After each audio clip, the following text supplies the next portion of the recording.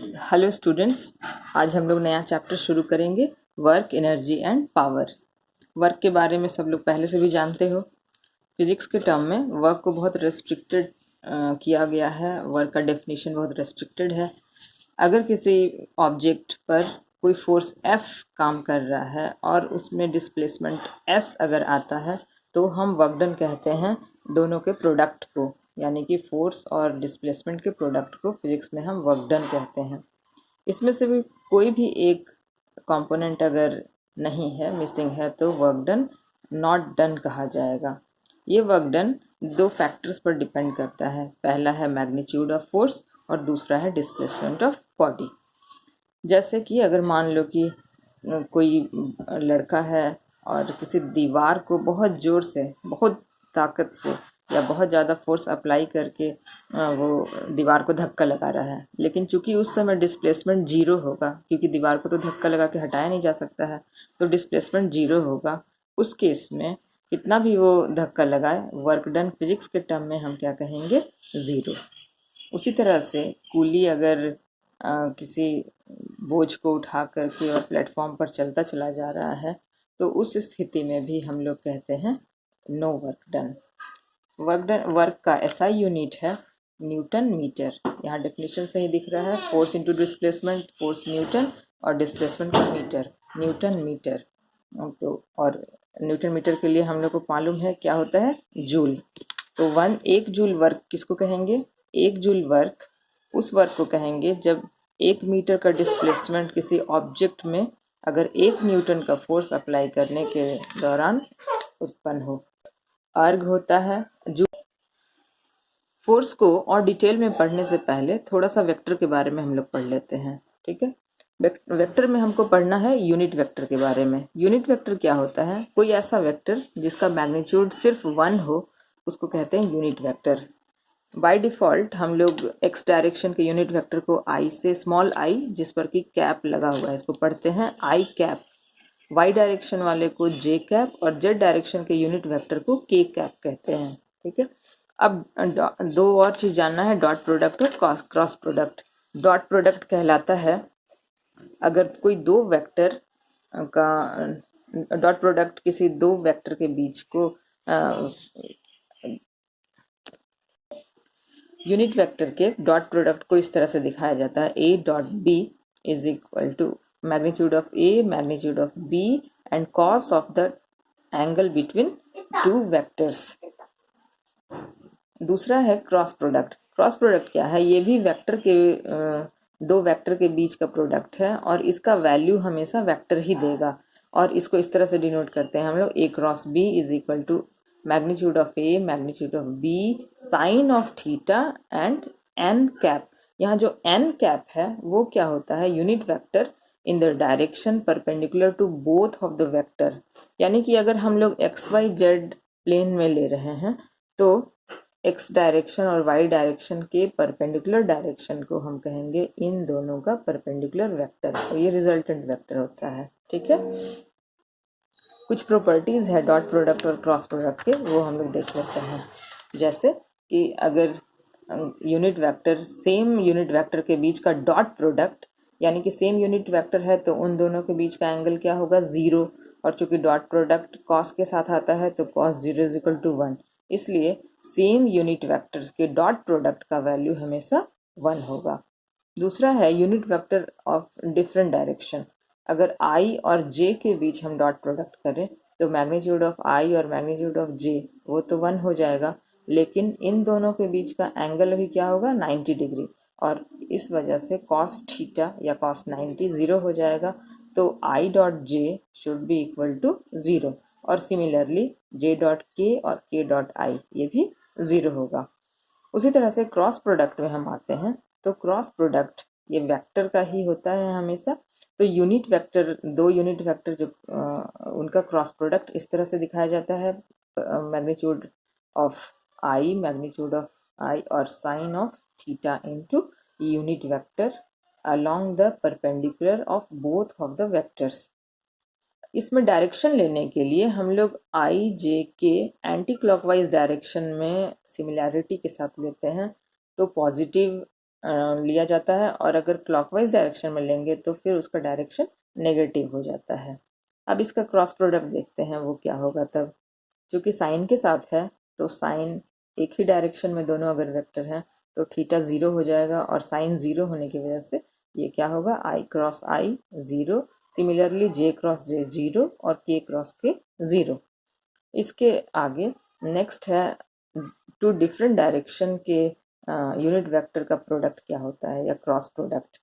तो उसमें थीटा इस समय क्या होगा 90 डिग्री, और साइन 90 क्या होता है 1। अब ये जो n है यूनिट वेक्टर, वो क्या होगा i और j के परपेंडिकुलर। तो i और j के परपेंडिकुलर कौन आएगा, k। तो हम लोगों को क्या मिल जाएगा, i cross j is equal to k, similarly j cross k i और k cross i is equal to j। हमेशा इसको हम लोग एंटी क्लॉकवाइज डायरेक्शन में ही प्रोडक्ट के लिए लेते हैं। अब आते हैं अपने फोर्स के पास फिर से। अगर कोई ऑब्जेक्ट है जिस पर फोर्स F ऑब्लिग ऑब्लिग यानी कि उसी डायरेक्शन में नहीं, कुछ एंगल के साथ फोर्स अप्लाई कर रहे हैं, तो मान लो वो एंगल थीटा है। फोर्स का डायरेक्शन ये है, जैसे कोई बच्चा अगर मान लो खिलौना खींच रहा है या कोई सामान खींचा जा रहा है तो फोर्स हम लगा रहे हैं इस डायरेक्शन में। और डिस्प्लेसमेंट का डायरेक्शन ये हो गया। डिस्प्लेसमेंट को अगर हम S से दिखा रहे हैं तो कुछ समय के बाद S डिस्प्लेसमेंट के बाद अगर ऑब्जेक्ट यहाँ पहुँच रहा है तो हम क्या करते हैं, डॉट प्रोडक्ट निकालेंगे किसका, फोर्स जो एक वेक्टर है और डिस्प्लेसमेंट दूसरा वेक्टर, इन दोनों के बीच का डॉट प्रोडक्ट निकलेगा और वो होगा F S cos of theta. Theta क्या होगा, फोर्स और डिस्प्लेसमेंट के डायरेक्शन के बीच का एंगल। तो वर्क डन क्या हो गया, force into displacement into cos of theta. तो ये अगर फोर्स को हम लोग कंपोनेंट में बांट दे तो जो हमारा कॉस वाला कंपोनेंट है वो ही क्या होता है, वर्क डन के लिए यूज़ किया जाता है। अब वर्क डन के लिए कुछ केसेस देख लेते हैं। अगर इस कंडीशन में थीटा इज इक्वल टू 0 हो, थीटा अगर 0 हो तो क्या होगा, कॉस 0 इज इक्वल टू 1, तो हमारा वर्क डन सिंपली आ जाएगा W is equal to F S.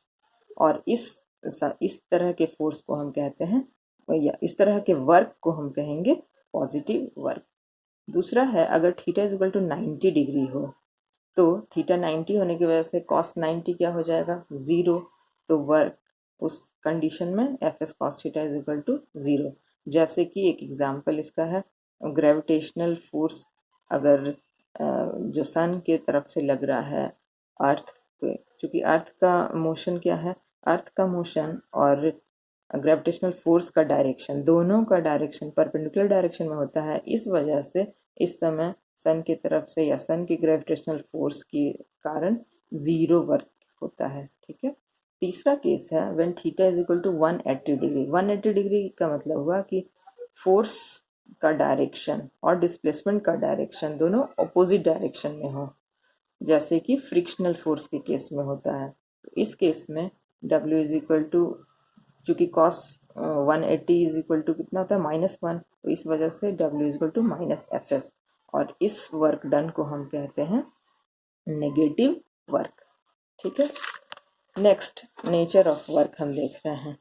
इसी तरह अभी 3 तरह का वर्क हम देखें, पॉजिटिव वर्क, 0 वर्क और नेगेटिव वर्क। कुछ और कंडीशंस हैं, जैसे कि एग्जांपल में हम लोग कर रहे थे कि होल्डिंग ए लोड, कोई अगर सिर्फ एक लोड को होल्ड करके रखे हुए है तो उस समय फोर्स उसका उस लोड का जो mg होगा वो तो डाउनवर्ड डायरेक्शन में काम करेगा, लेकिन सिर्फ हम होल्ड करके खड़े हैं यानी कि डिस्प्लेस नहीं हो रहे हैं, तो S 0 होने की वजह से वर्क डन क्या हो जाएगा 0। दूसरा एक कंडीशन है कि अगर लोड को लेकर के कोई व्यक्ति चल रहा है, ठीक है, कैरी कर रहा है किसी प्लेन सरफेस पर, तो क्या होगा, इन दोनों के बीच का फोर्स और जो डिस्प्लेसमेंट है उन दोनों के बीच का जो एंगल होगा वो क्या होगा 90 डिग्रीज। तो इस समय cos 90 0 होने की वजह से फिर से हो जाएगा वर्क डन हमारा 0। एक और केस है, अगर किसी सामान को हम लिफ्ट करते हैं और कुछ ऊंचाई पर ले जा कर के रखते हैं, तो ऊंचाई पर ले जाने में जो हमारा हाइट है h, वो क्या है, डिस्प्लेसमेंट उस ऑब्जेक्ट के लिए। तो इस कंडीशन में हमारा वर्क डन हो जाएगा mgh, क्योंकि फोर्स तो हमेशा mg लग रहा है, mgh हमारा हो गया वर्क डन। अब रेक्टेंगुलर कंपोनेंट में हम वर्क डन को कैसे दिखाएंगे? अगर कोई फोर्स है F और वो शुरुआत में ओरिजिन पर था और क्या है, फिर से XYZ प्लेन में अप्लाई करने पर वो ऑब्जेक्ट S डिस्टेंस या S डिस्प्लेसमेंट के बाद दूसरी जगह पहुंच गया जहां उसका अब कोऑर्डिनेट है XYZ। तो रेक्टेंगुलर कोऑर्डिनेट्स में हम कैसे दिखा सकते हैं? फोर्स को उसके कंपोनेंट फॉर्म में लिखेंगे Fxi, Fyj और Fzk, और डिस्प्लेसमेंट को उसके कंपोनेंट में xi, yj एंड zk।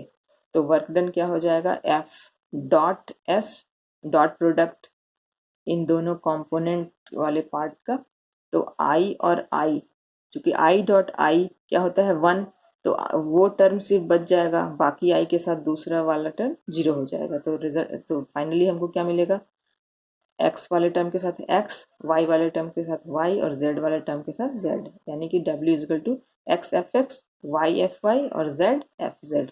इस तरह से हम लोग कोऑर्डिनेट सिस्टम में या रेक्टेंगुलर कोऑर्डिनेट में हम लोग दिखा सकते हैं। नेक्स्ट है हमारा वर्क का ग्राफिकल रिप्रेजेंटेशन। ग्राफिकल रिप्रेजेंटेशन कैसे हम कर सकते हैं? अगर x एक्सिस पर हम डिस्प्लेसमेंट ले रहे हैं और y एक्सिस पर फोर्स को ले रहे हैं, तो एक कांस्टेंट फोर्स F के लिए हमारा ग्राफ इस तरह से मिलेगा, और जो वर्क डन होगा वो क्या होगा, इस रेक्टेंगुलर जो एरिया है उसका एरिया F, ये हमारा फोर्स F इंटू डिस्प्लेसमेंट, ये इस कंडीशन में हो जाएगा वर्क डन। दूसरा है, अगर वेरिएबल फोर्स के लिए हो, कोई ऐसा फोर्स जो शुरुआत में 0 है और फिर थोड़े समय के बाद F है, तो उस कंडीशन में ग्राफ का कैसा होगा प्रेजेंटेशन, इस तरह से दिखाई पड़ रहा है, 0 से लेके F तक जा रहा है। और इस कंडीशन में वर्क डन क्या होगा, वर्क डन हो जाएगा ये जो ट्राइंगल है इसका एरिया। ठीक है। दूसरा है कि अगर कोई फोर्स वेरिएबल फोर्स है जो कुछ समय तक F1 या 0 से ना शुरू करके F1 कुछ फोर्स के बाद दूसरा F2 फोर्स तक वो अप्लाई किया गया है बॉडी पर, उस कंडीशन में हमारा जो टोटल वर्क डन होगा इस इन कंपोनेंट ऑफ वर्क, ये दोनों फोर्स के एडिशन का या दोनों फोर्स मिला करके वो होगा F1 F2 के साथ ये जो हमारा बड़ा सा रेक्टेंगल बन रहा है ये पूरा एरिया। नेक्स्ट है हमारा, अगर फोर्स ग्रेजुअली डिक्रीज कर रहा है, यानी कुछ फोर्स हमारे पास है, धीरे धीरे फोर्स का वैल्यू कम हो रहा है या उसका मैग्नीट्यूड कम हो रहा है, तो उसका रिप्रेजेंटेशन इस तरह से होगा।